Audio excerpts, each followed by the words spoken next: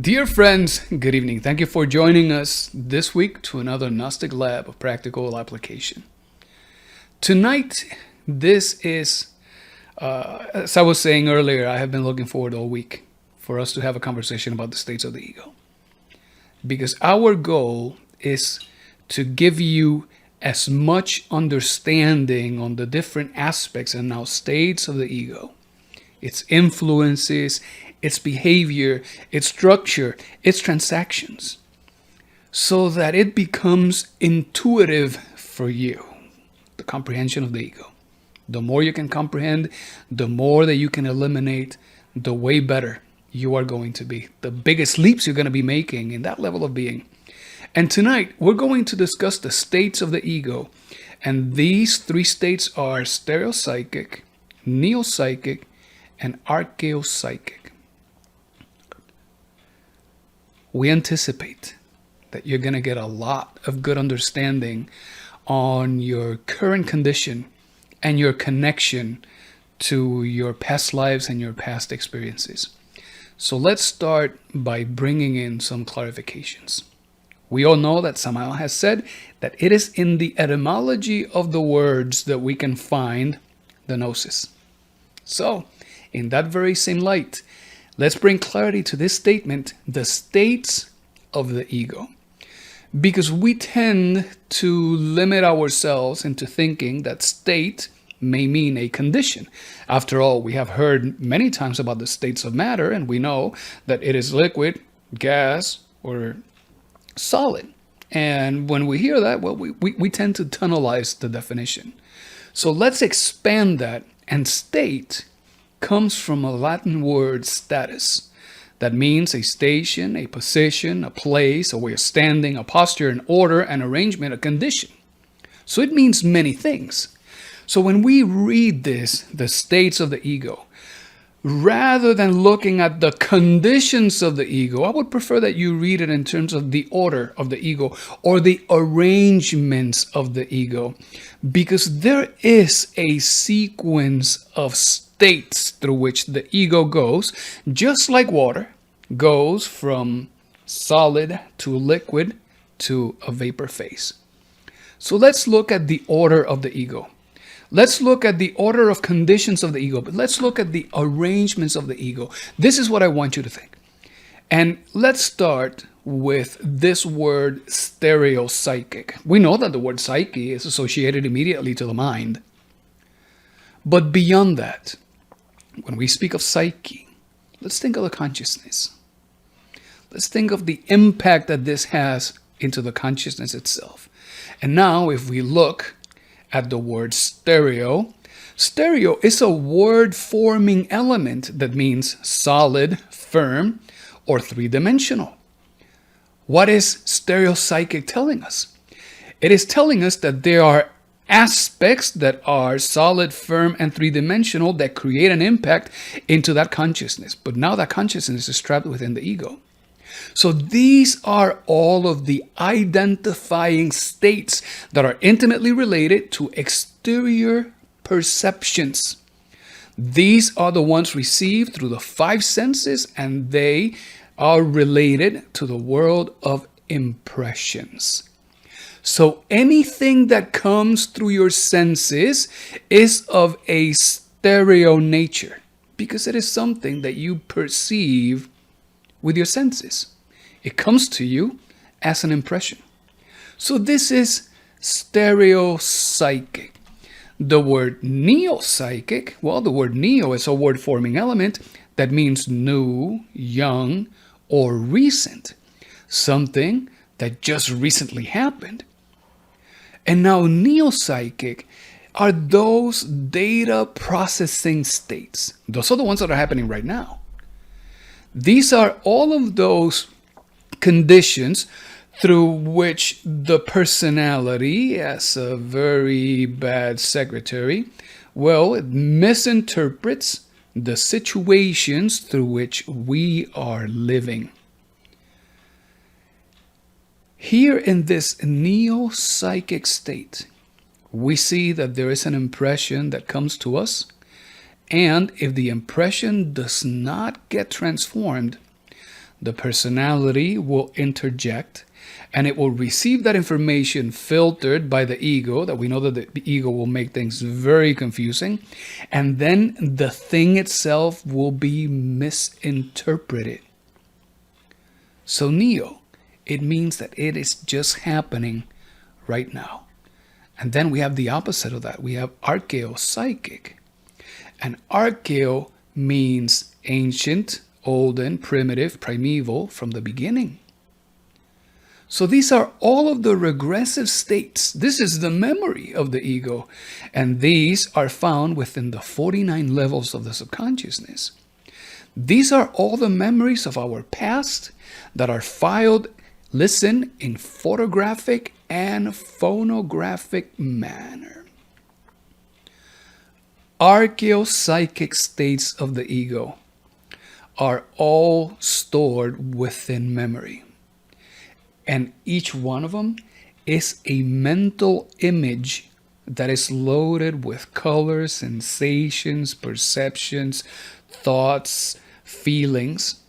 And all of that is trapped right there in memory. Now, it is important that we get a feel for what this is. Because when the brain does not know the difference between what is happening out here and what is happening in here, when the brain does not know the difference of what is happening inside versus what is happening outside, you may not even detect the thought, but the archaeopsychic state is there. And when the brain perceives it, it responds accordingly through your autonomous nervous system. Now that we have said this, let's go back and take a look at this once again. Let's see our friend who receives an impression. Our friend has received an external perception, something that is tangible to the senses. He saw it, or he heard it, or he tasted it, or he felt it, or he smelled it, or it was all five. But nevertheless, it is an impression that was received, and it goes unfiltered into the mind. This is a stereopsychic state. Once that goes into the mind, what happens at that very instant is that there is a new, incorrect interpretation. It goes misread, it goes misunderstood, it goes mistranslated. And because it's mistranslated, it will invite judgments that have nothing to do with what is actually happening.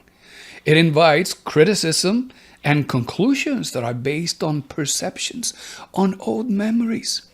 So this is neo-psychic.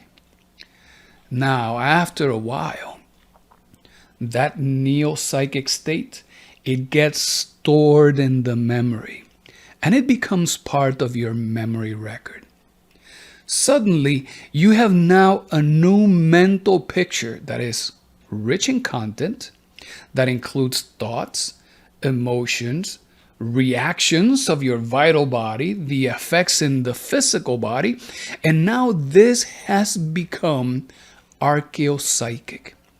Because archaeopsychic is something that is in the past, just like the words that we just said, just like the introduction to this conversation today. And that past starts right now, and it goes all the way back to the first body that you acquired in the cycle of 108 lives. All of that stored in memory like that is archaeopsychic.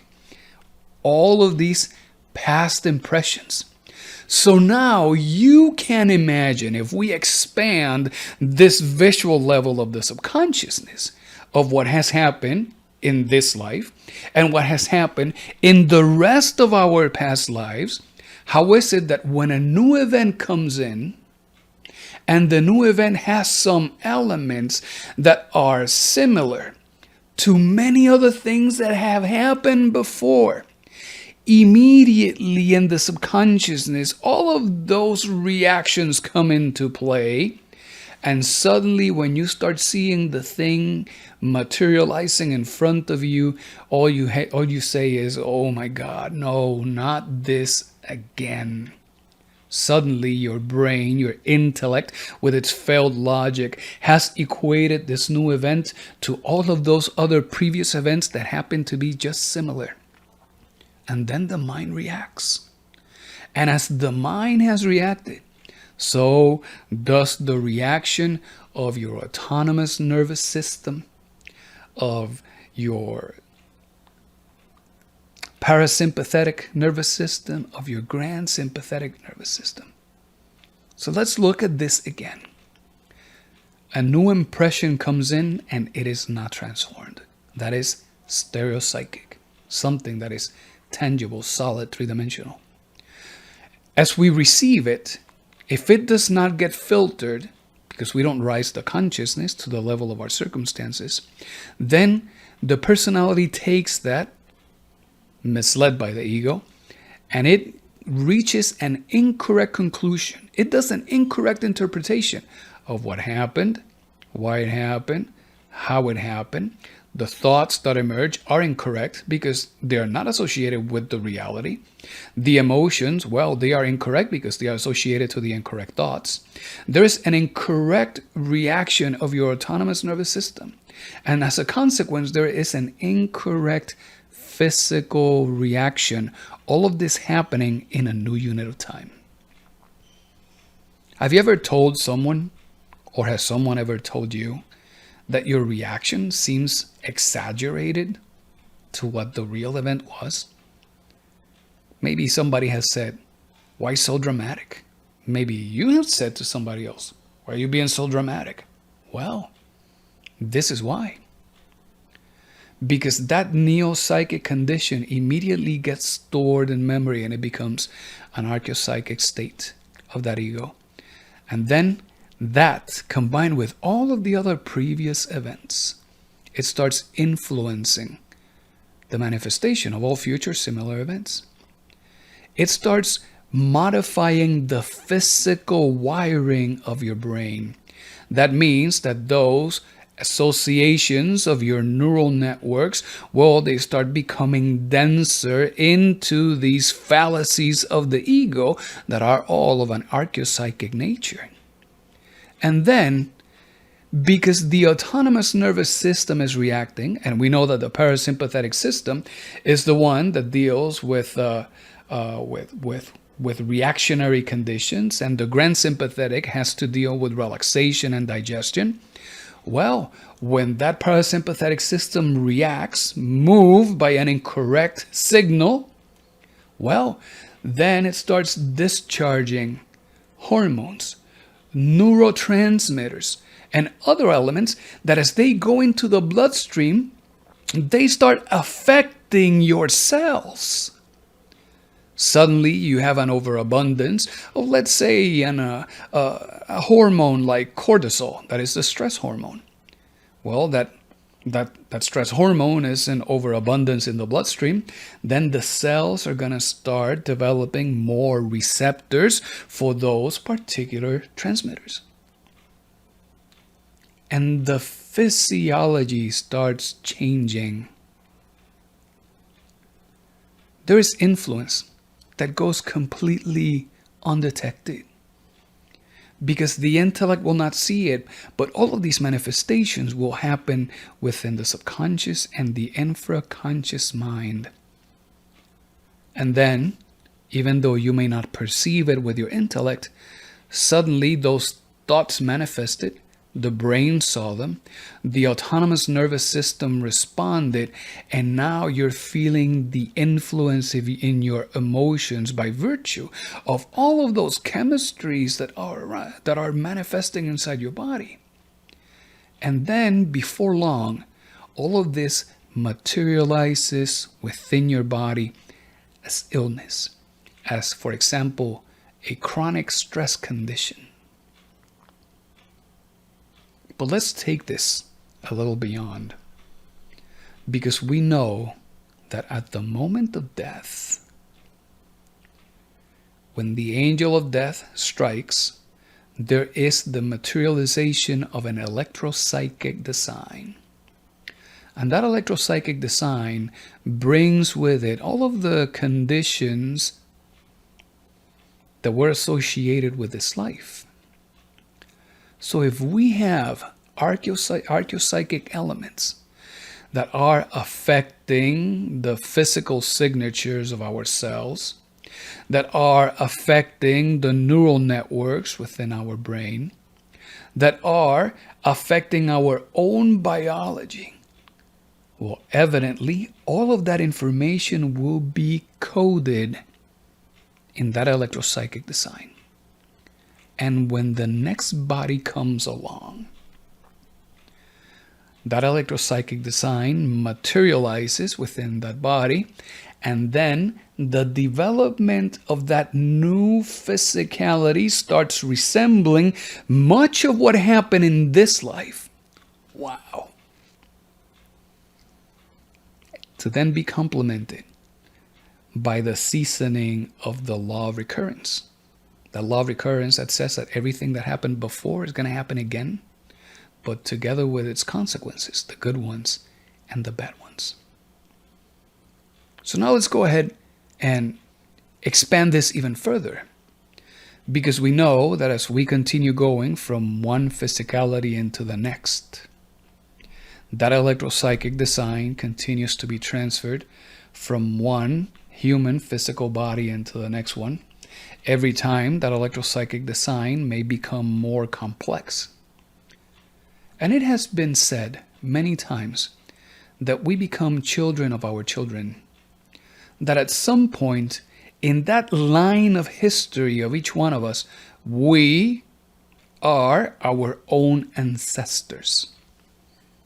Observation has been very limited on this, but as far as we have been able to perceive, it is of around every 5th generation when we tend to come back. So if that is the case, then that means that we are carrying the physical signature of our ancestors in our electropsychic design, with all of their mistakes and all of their attributes and all of their virtues. And this all exists within the archeopsychic states of the ego. Wow. So now maybe we can understand a little easier in this cycle. Why is it that Samael invites us to interrupt and break this cycle at the stereopsychic state?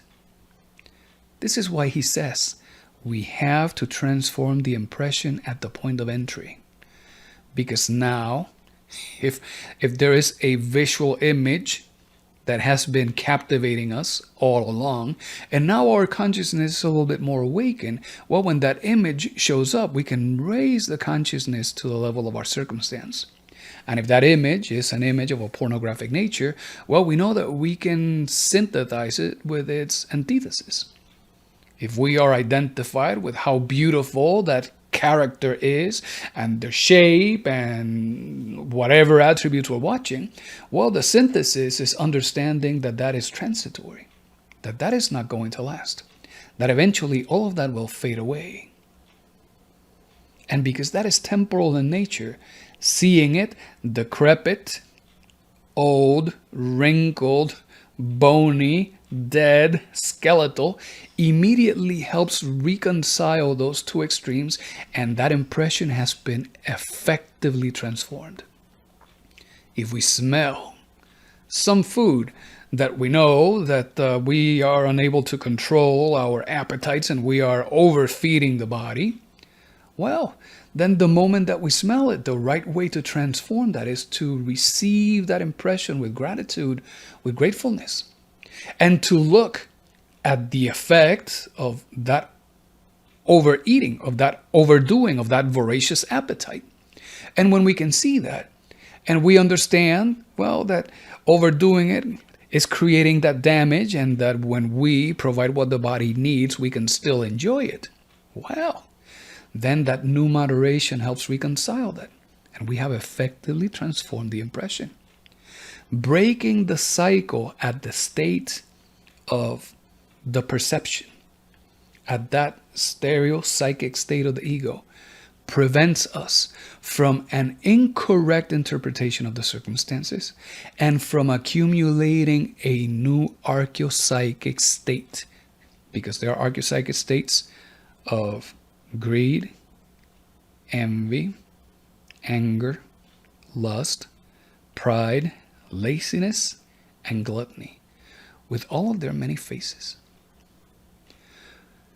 Friends, these are the states of the ego. The archeopsychic states hurt us tremendously. All of those past conflicts that we had with our parents, they have an effect in our relationships today. All of those conflicts that we had with our children in past lives, well, they impact our relationships with our parents today and also our relationships with our children. All of those lustful scenarios that existed in the past that are trapped within the archeopsychic states of the ego become an obstacle for us to engage in the superior practice of the magic of love in a pure manifestation. So when Samael is asking of us to use the mantra Raom Gaom to be able to detonate the fruitful mind, that is the subconsciousness, for all of these archeopsychic states, well, now we know exactly what we're looking for. So now that we have gotten a better understanding of this, tonight we're going to do a practice with the mantra Suira.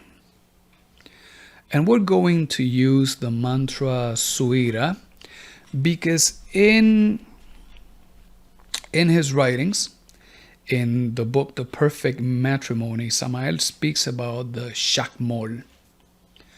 And the Shakmol, well, it's one of those great masters who incarnated, one of those great initiates of those serpentine civilizations of Central America.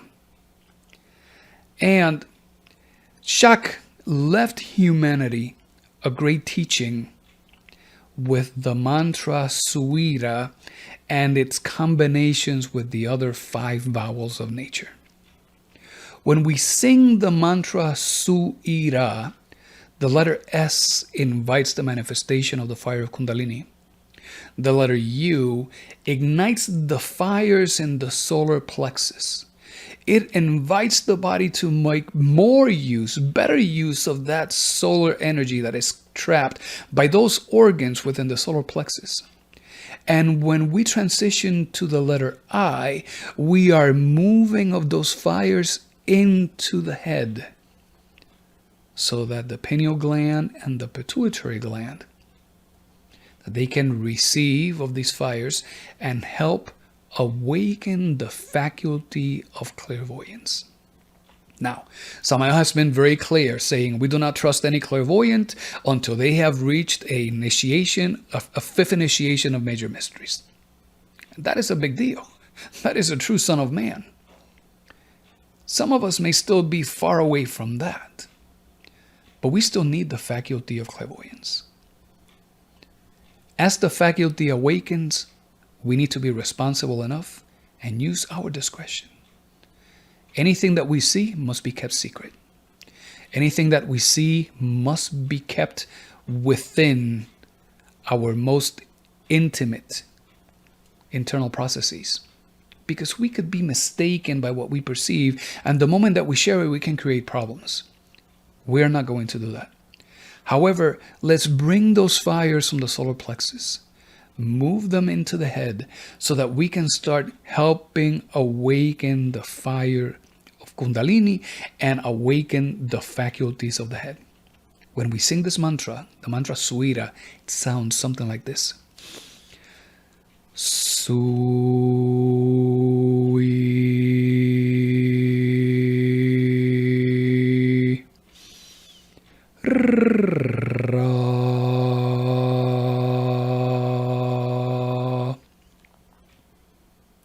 Samael says if we sing this mantra for 1 hour a day, the result is going to be the awakening of the frontal chakra in a positive form. So let's go ahead and relax the body, and let's invoke the innermost. And let's ask the innermost to help us awaken that faculty of clairvoyance so that we can see.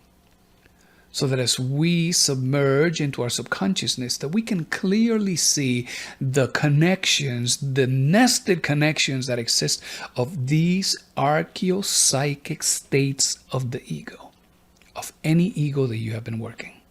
Whether it is vanity or pride or lust or ambition or jealousy or whatever.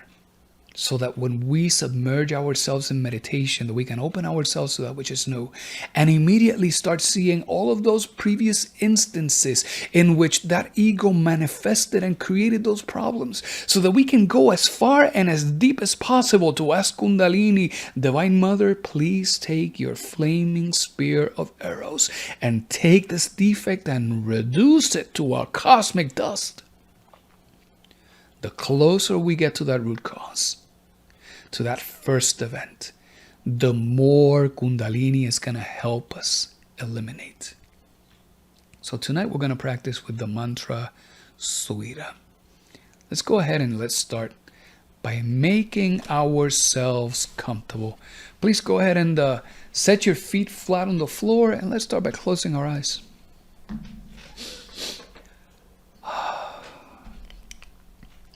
There's anything that is distracting you, any uncomfortable sensations, because it's either a ring that feels tight at this time of the day, or a watch that is too tight, or a ponytail, a hat, earrings, a belt, shoes, you name it. Go ahead and take care of that right now.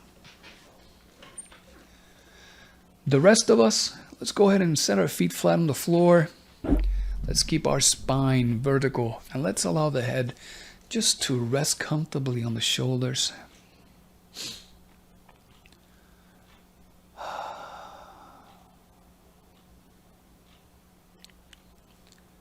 Let's go ahead and take a deep breath in 1, 2.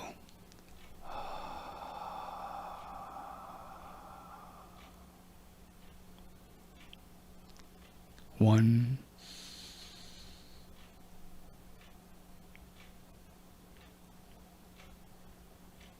2.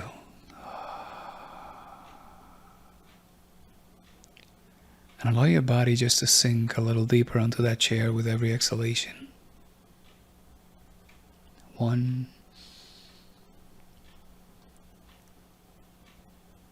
2. And let's focus on our breathing.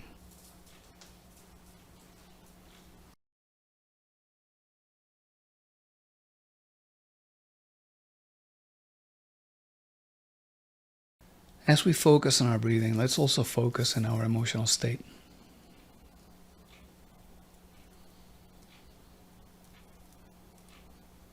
It is important that we are aware of how we are feeling, because we know that feelings succeed thoughts. And there may have been many thoughts that have gone undetected. So whether you feel joyful, content, indifferent, whether you feel frustrated, sad, fearful, numb, depressed, regardless of how we're feeling, that is okay. Because we know that all of these emotions, they're transitory. They come and go just like the swing of the pendulum. And if we are caught in one of those emotions, it's because we have forgotten about ourselves. It is because there are thoughts that have gone undetected. Because at some point we identified and we fascinated with circumstances. And we have remained stuck, influenced by so many archeopsychic states. And just knowing this should be a big relief. Because now that everything is transitory, we know that if we're sad today, well, the moment the pendulum swings, we know that we're going to be happy. But if we're happy, we know that the moment that the pendulum swings, we may be a little sad. So it's better just to observe how we are feeling and to simply step aside into that third position so that we may stand at the center of the circle of Tao.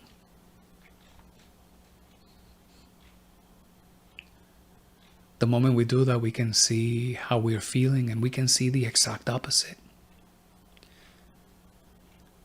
And that allows us to reconcile our emotion and to simply contemplate, just like a director contemplates the drama on the stage.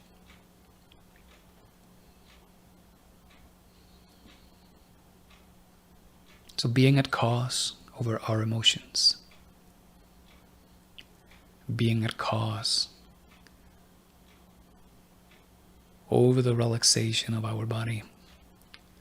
Let's start by singing or reciting the mantra Klim Krishnaya so that we may create a circle of protection around us. If you will repeat after me, Klim Krishnaya Govindaya Gopihana Vaya Vaya Swaha. Let's do that again for practice. Klim Krishnaya Govindaya Gopihana Vaya Vaya Swaha. One more time for good effect. Klim Krishnaya Govindaya Gopihana Vaya Vaya Swaha.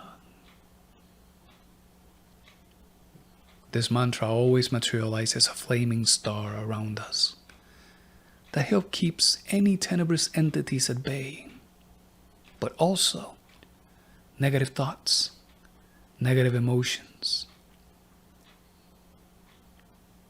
any lingering egos that may be wandering around the environment that may not even belong to us. They're kept at bay. And they allow our practice to be so much more efficient. And also this mantra gives us protection at times of danger.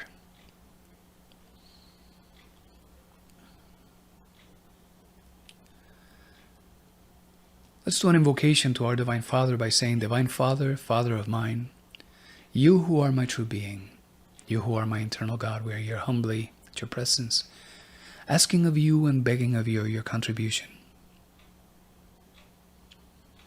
Divine Father, let it be you, the one who recites and sings mantras. Let it be you, the one who breathes, the one who sits here. We offer you our personality. We offer you our physicality so that you may experience. And we ask of you that you help awaken our consciousness. Help us awaken the faculty of clairvoyance so that we may truly see what exists beyond what the eyes of the flesh can perceive. With that clairvoyance, give us the ability to embrace that principle of spontaneity, so that as the images come, that we would never reject them, that we may contemplate them, that we may be able to extract wisdom from them. And let us dive deep into the subconsciousness, Father. Let us gain deep, profound comprehension of our defects, so that our Divine Mother can be invoked, and she can come in use of her serpentine, igneous fire, and reduce the ego to dust, and liberate our consciousness. We ask of this in your holy name. So be it. That said, let's bring the attention of our consciousness down to our feet. And we bring that attention to our toes, our heels, our ankles, our shins, our calves, our knees. And just like that, without any effort, we immediately feel that gentle vibration that comes with a deep state of relaxation. And we experience that with gratitude and gratefulness and a great deal of satisfaction because that relaxation is just perfect. And without identifying, we bring that attention once again to our knees, the underside of our thighs, our glutes, our creative organs, our hips. And we allow the attention of our consciousness to focus at the very base of our spine.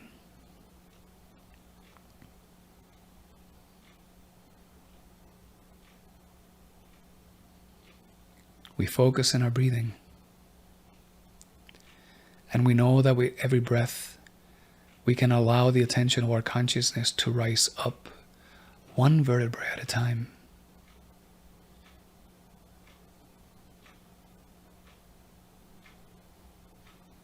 And as we breathe, we feel that relaxation in our lower abdomen.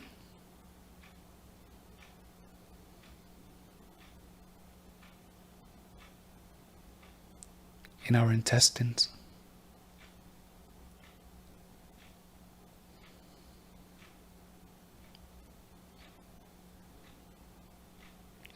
In our liver, in our pancreas.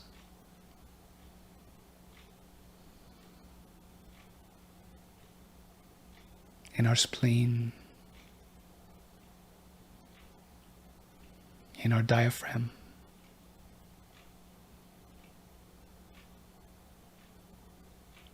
We feel that relaxation in our kidneys.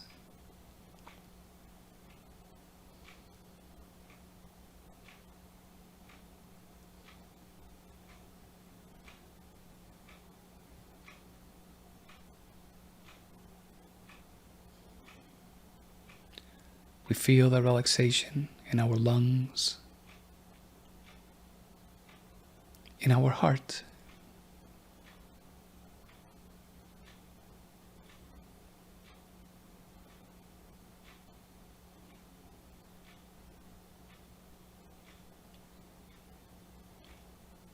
And we instantaneously notice that now the exhalation is so much deeper. That the breathing is so much more effortless.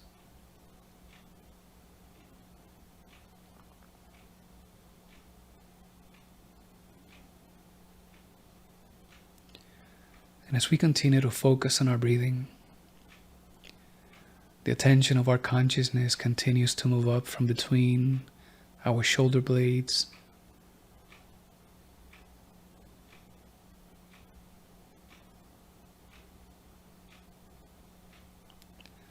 one vertebra at a time,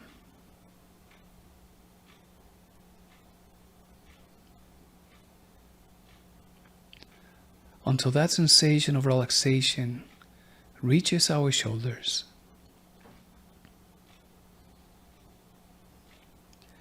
And from there it cascades into our elbows, our wrists, our hands.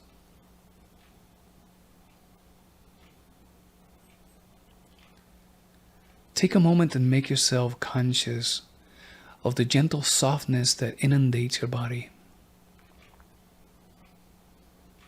Be certain that this is the normal state of the human machine, and that you can invoke your innermost at any time today or during the upcoming days, and ask your innermost to bring back this very same state of relaxation. And he will.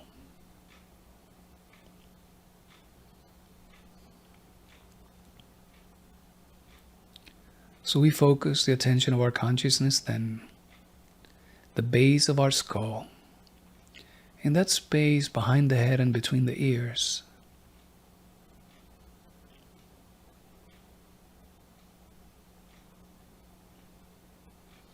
And it only takes an instant to immediately feel the presence of that attention and perceive it at the level of the physical and the vital bodies.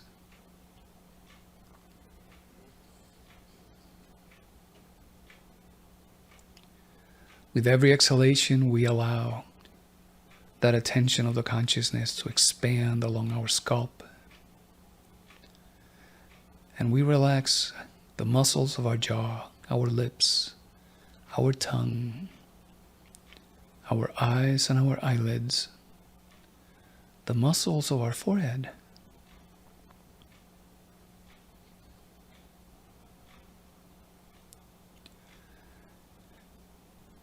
and we allow that sensation of relaxation to find itself converging at the very crown of our head.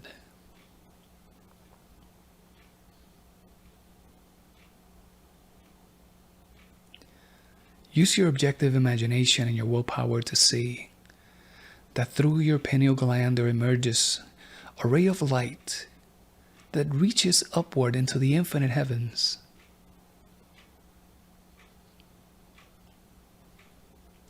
And through that very same ray of light descends a beautiful blue light that inundates your head and descends and saturates your lungs.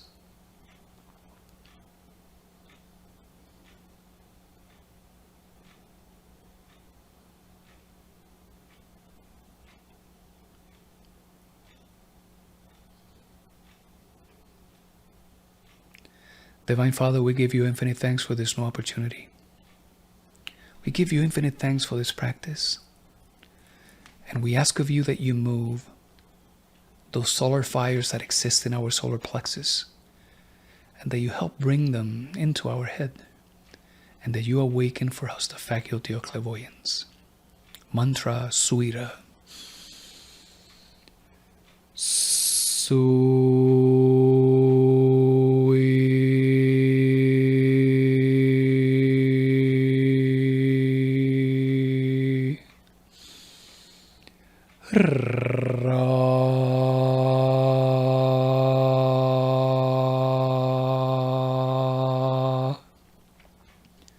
See the chakra in your forehead rotating clockwise from your left shoulder up towards the top of your head, down into your right shoulder, and then completing the circle. Spinning into the chakra.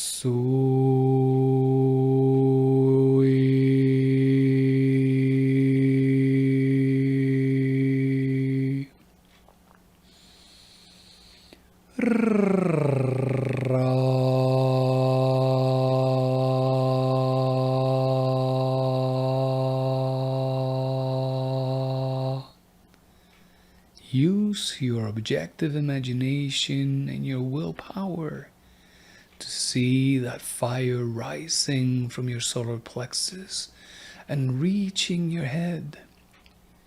Use your objective imagination and your willpower to see that ray of blue light that descends from the heavens and conditions your brain, your lungs.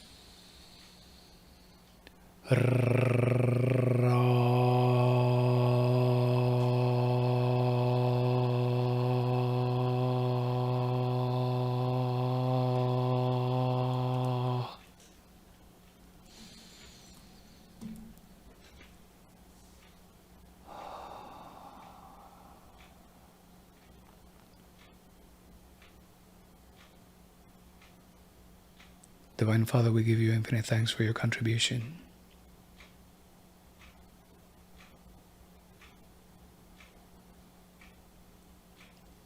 Awaken in us the fire of your longing, Divine Father, so that we may become fine and delicate instruments at your service. May all this materialize. May all of this crystallize according to your will. Amen. Amen. Amen. Very well. And maintaining that remembrance of self, we gently wiggle our toes and our fingers. We take a deep breath in 1, 2. And that's it. That has been our practice this evening with the mantra Suira and the understanding of the states of the ego. Good friends, thank you everyone for joining us this evening. And may all beings be happy.